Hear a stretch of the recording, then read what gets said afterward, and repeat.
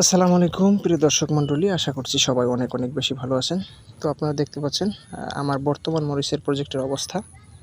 তো আলহামদুলিল্লাহ আমি আজকে অনেক খুশি। আজকে বিকেলবেলা ক্ষেতের ভিতরে ঢুকে আমার কাছে খুবই ভালো লাগতেছে। মানে এক কথায় বলতে গেলে আমার কলিজা ঠান্ডা হয়ে গেছে। মানে ফলন কম বেশি যাই হোক না কেন, মানে গাছের কন্ডিশন আগের চেয়ে অনেক বেটার। দেখেন, মানে ক্ষেতের অবস্থা এত নাজেহাল অবস্থা ছিল, কিন্তু আজকে আইসা আমার এত ভালো লাগলো। মানে এই কয়েকটা দিন আমার একটু ভালো লাগছিল না, তেমন কাজকর্ম করা হয়নি। আইসা দেখা যায় রুমের ভিতরে ছিলাম, রুম থেকে আবার চলে গেছি। আপনাদেরকে দেখাই, এই যে দেখতে পাচ্ছেন আপনারা, এই একটা গাছ কিন্তু এখানে, এই একটা, এরপর এই একটা, এখানে একটা গাছ পুরো বট গাছের মতো হয়েছে দেখেন। আর এখানে কি পরিমাণ ফলন হয়েছে আপনাদেরকে না দেখাইলে বুঝবেন না। দেখেন, অত্যাধিক পরিমাণ ফল, মানে এই জাতটা সুপার একটা জাত। দেখেন, প্রতি নোটে নোটে ফলন আছে কিন্তু। মানে মরিচ গাছের বৈশিষ্ট্য হচ্ছে যে যত বেশি ব্রাঞ্চ তত বেশি ফলন।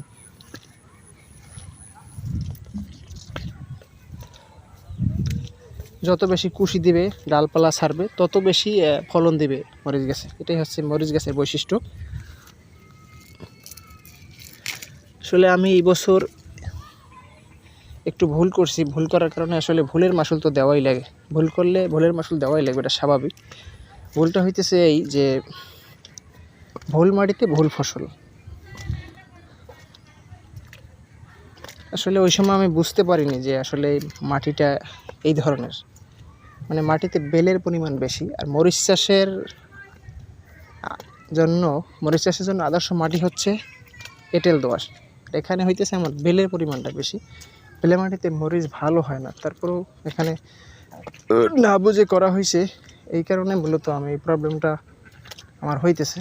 তো যাই হোক, আলহামদুলিল্লাহ আমি অনেক টেনশনে ছিলাম। তো আলহামদুলিল্লাহ এখন মোটামুটি গাছের কন্ডিশন ভালো, ফুল ফলও ভালো আছে, দেখতে পাচ্ছেন। প্রতিটা গাছে আলহামদুলিল্লাহ অসাধারণ ফলন ধরেছে। আপনাদেরকে একটু দেখাই, প্রত্যেকটা গাছই সেম। দেখেন, প্রচুর ফলন আছে। আর একটা বিষয়, আপনারা যারা মরিচ চাষ করেন, আপনাদেরকে একটা কথা বলি, আপনার গাছ যদি মানে কুশি কম থাকে, মানে ফুল ফল কম থাকে, আপনারা জিব্রেলিক অ্যাসিড স্প্রে করতে পারেন। সেই ক্ষেত্রে দেখবেন আপনারা 3-4 দিনের ভিতরে একটা ম্যাজিকের মতো রেজাল্ট পাবেন আলহামদুলিল্লাহ। আমি একবার করছিলাম, তো করার পরে আমার আসলে অনেকটা পরিবর্তন হয়েছে গাছ। তো ধন্যবাদ বন্ধুরা, আজকে এই পর্যন্তই।